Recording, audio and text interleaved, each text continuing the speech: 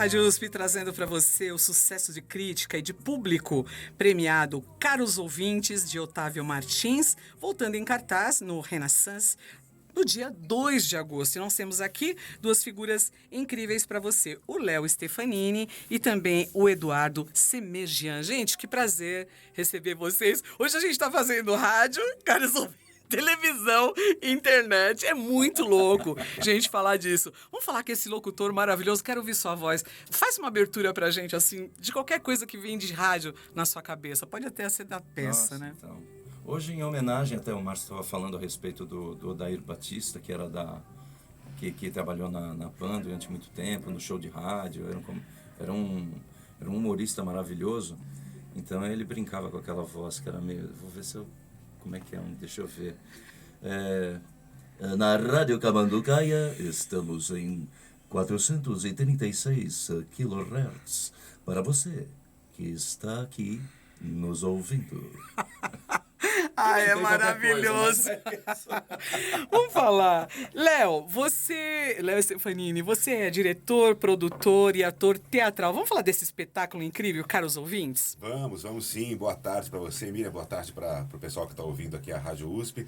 Primeiro eu vou falar que eu também sou um grande apaixonado por rádio. Para mim é um prazer estar aqui. Já trabalhei em rádio, comecei em rádio também. Olha só, onde você trabalhou? Trabalhei na Rádio Bandeirantes, AM. Ah, que delícia. E adorava na época. Eu lembro que é um trabalho que me fazia muito, muito feliz. E fiz curso de locução. Que legal. O que você fazia lá? Eu fazia o Jornal das 6 da tarde para a rede. Olha só. E era muito bacana, aquele pique ao vivo.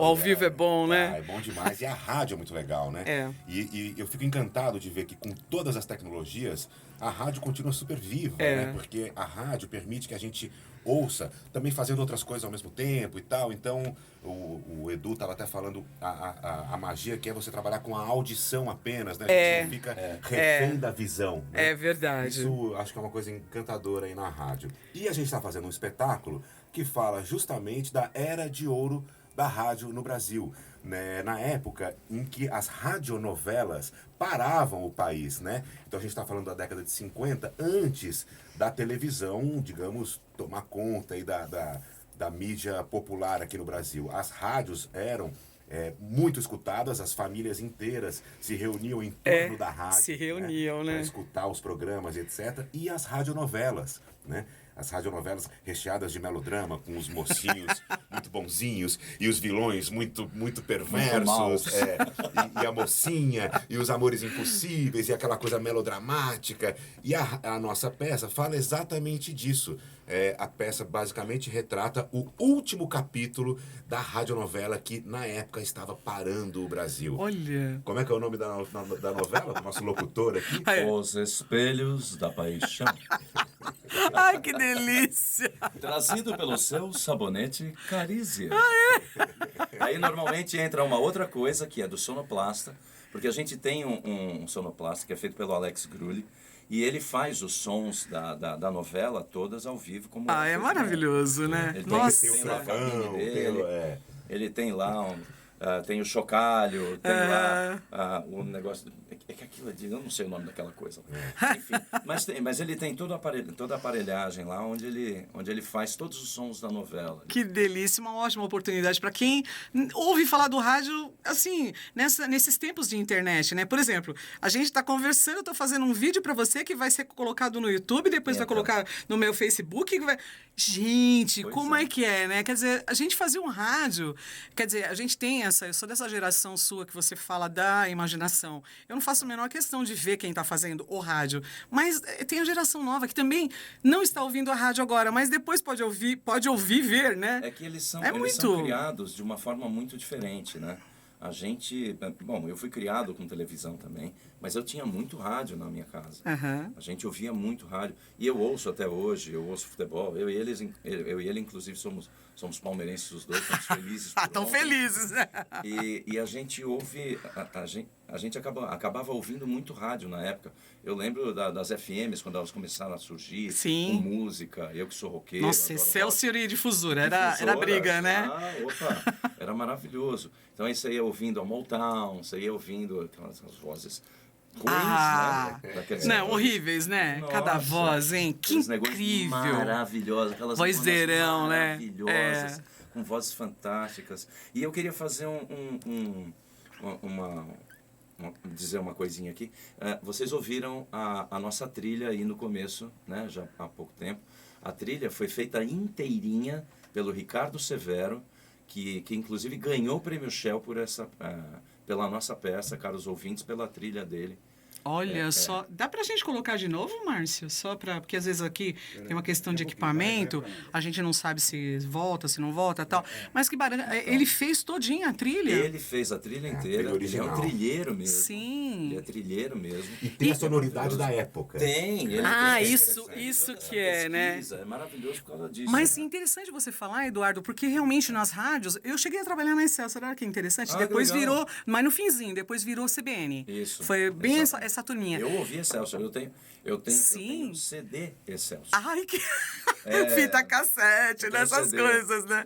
E foi bom você falar, a gente vai ouvir a trilha, o Márcio conseguiu aqui pra gente, mas naquele tempo, as trilhas eram todas feitas, exclusivas pra emissora, né? Exatamente. Como é bom lembrar disso, gente, Exatamente. porque hoje é uma rádio totalmente diferente, ela não tem nem a verba, nem a condição, nem nada pra se fazer. Mas antes tinha, Era um mundo tinha, mais a pessoa romântico, tinha né? uma verba, ó, o Beto Alves está aqui, ele trabalhou em 1000 lugares, sabe muito bem como que isso acontecia. E o pessoal tinha uma verba, tinha um estudo para fazer essas vinhetas, né? Vamos ouvir, então, esse trabalho que você falou, a trilha.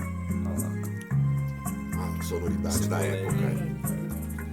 A criatividade, né, que não existe mais hoje em dia. Né? Isso aí, hoje tem recursos e não tem criatividade.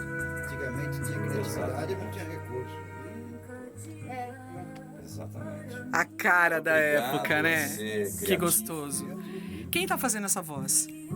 Carol Bezerra. Aham. Carol Bezerra. Sim, sim, a gente tá vendo, ouvindo. Carol Aham. Bezerra. Ela na verdade é uma das pessoas, é uma das atrizes que Ela canta ao vivo. Ah, tá. Quer voltar pra gente? Que bacana, né? A gente ouvindo aí. De quem é essa voz feminina? Carol Bezerra. Ela faz parte da peça, né? Ela na verdade é uma das pessoas que entrou agora no elenco. Sim. E, nossa, já chegou arrebentando. Muito, E ela muito. canta ao vivo na peça, né? Isso que é muito É, legal. Ah, Na vamos peça falar ela canta ao então vivo. do Aliás, nós elenco. também. Aquilo também, que essas vozes, vou te falar. Quem que vai? Vamos falar então do elenco e de. Vamos falar do elenco. Sim. O elenco que a gente estreia agora, depois de amanhã, Dalton Vig, Natália Rodrigues, o Alex Grulli, que como bem citou o Edu, é o, digamos, o sonoplasta É o que nosso faz sonoplasta. toda a sonorização ao vivo, com os efeitos especiais todos.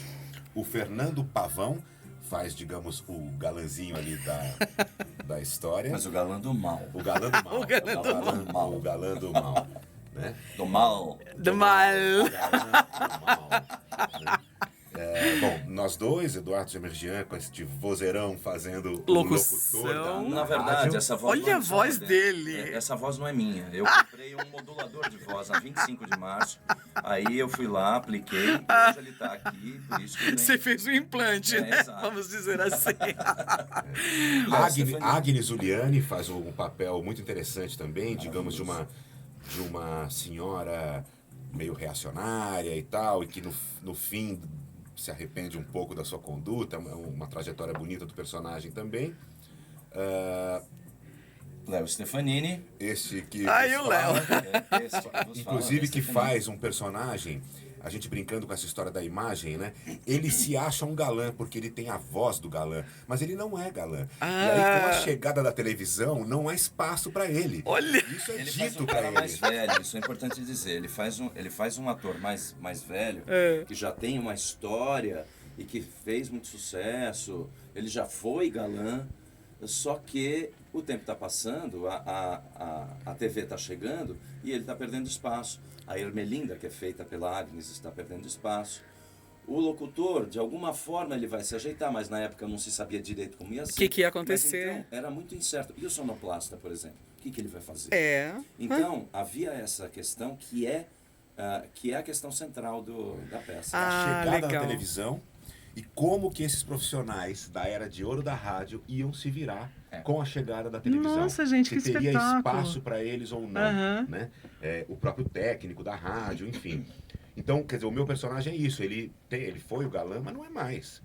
E a televisão é imagem. Então isso é dito pra ele. Isso é dito assim, Péricles, o personagem chama-se Péricles. Então assim, Péricles, ninguém mais vai acreditar nessa sua barriga. Você só tem voz de galã, mas você não é galã, né? Péricles Gonçalves, ele se diz primo do... Nelson Gonçalves, meu primo. Falando nisso, você trouxe música do seu primo pra gente tocar? Pois é, você sabe que o meu primo Nelson Gonçalves me pediu, sempre me disse, Periclinho, quando for à Rádio USP, toque as minhas músicas. E o que você escolheu pra gente, a gente vai ouvir.